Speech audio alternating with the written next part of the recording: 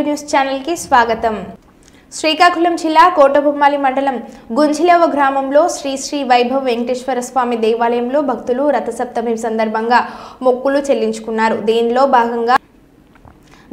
భాగంగా బెల్లం తులాభారంగా వేసి మొక్కులు తీర్చుకునే ఆచారం ఇతిహాసాల కాలం నుండి వస్తున్న హైందవ ఆచార సంప్రదాయాలలో ఒకటి।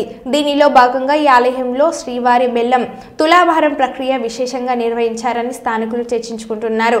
ఈ బెల్లం తులాభారం ప్రక్రియ నిర్వహించిన కుటుంబ సభ్యులకు గుంజిలోవ గ్రామ ప్రజలకు శ్రీ శ్రీ వైభవ వెంకటేశ్వర స్వామి వారి దేవాలయం కమిటీ సభ్యులకు ఆలయ దర్శనార్థమై వచ్చిన భక్తజనులకు వారి కుటుంబ సభ్యులకు ఆ వైభవ వెంకటేశ్వర స్వామి వారి కరుణ కటాక్షాలు ఎల్లవేళలా ఉండాలని BR9 టీవీ తరపున కూడా మనం కోరుకుందాం।